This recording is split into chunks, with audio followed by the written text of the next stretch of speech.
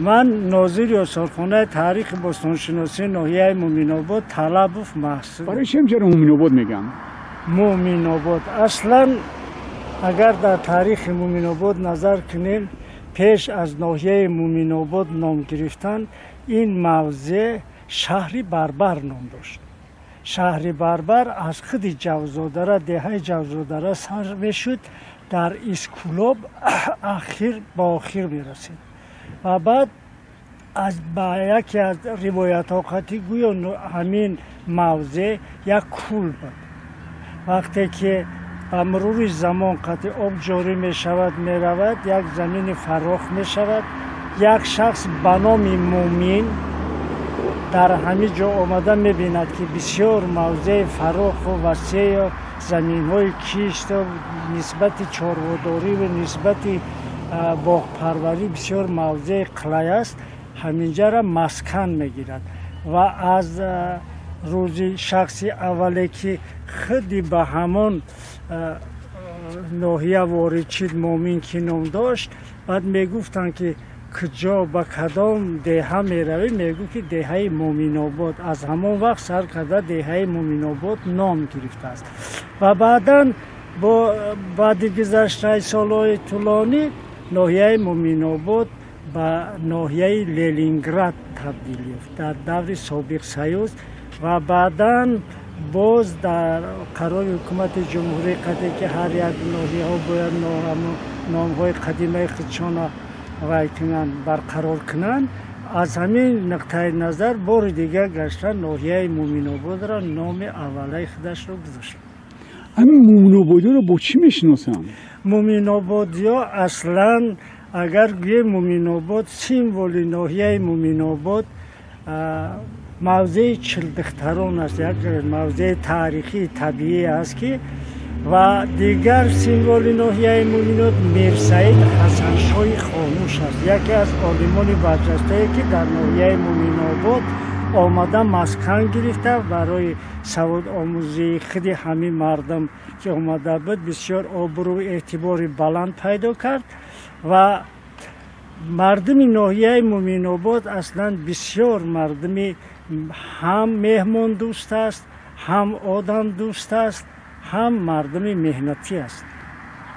میگن که مومین‌آباد را اولی چخر میگن چی میگن شما را؟ نه این تاریخی دور و دراز دارد وقتی که اگر یک قفاتر گشته بگردیم در صحیفه های تاریخ خطی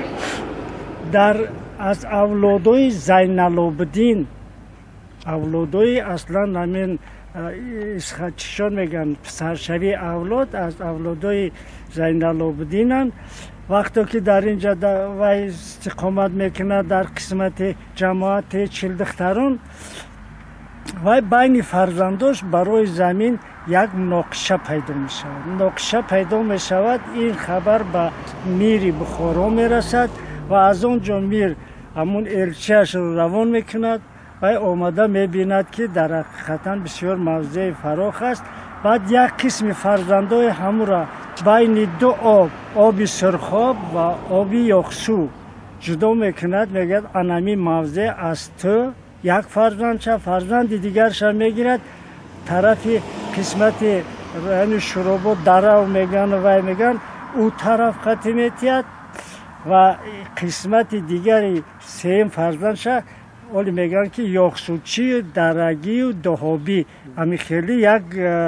چی از بینی مردم ده یک چی بگیم یک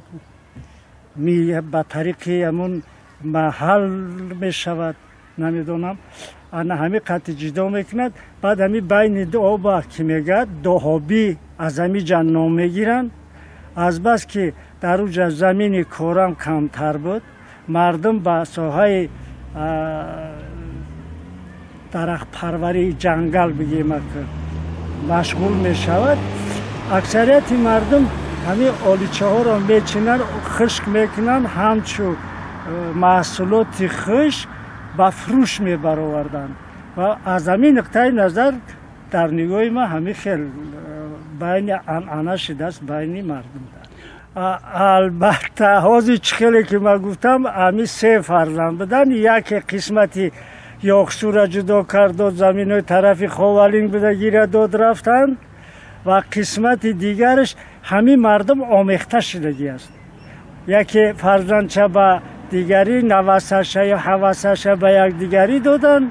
و از همین نقطه نظر من حس میکنم که شاید از همین لحاظ باشد. یک روز سفری کاری ما بود به دهه لنگر،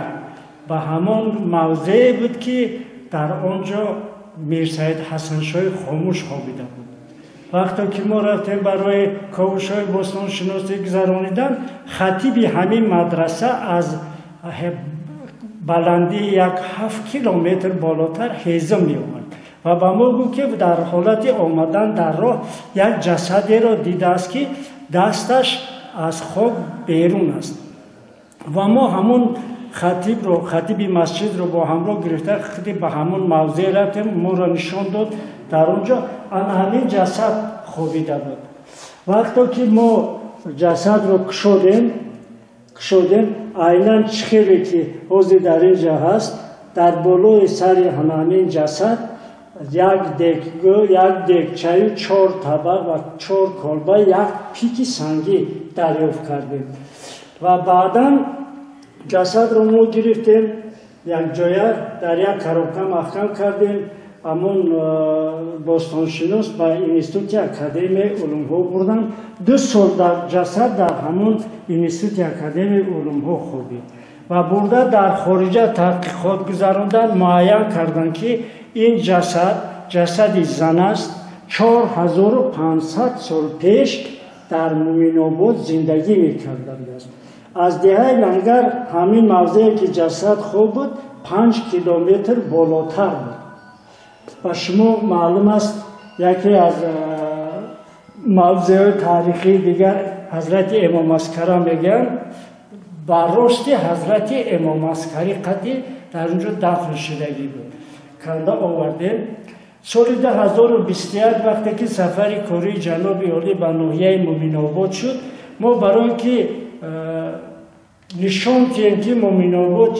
چقدر تاریخ طولانی دارد، باز رفته همین جسد را از همون موضع کنده گرفته آورده در همین معرض تماشا گذاشتیم. این بود قدیمترین یادگاری تاریخی که از مومن آباد دریافت کردیم 45 عصر پیش.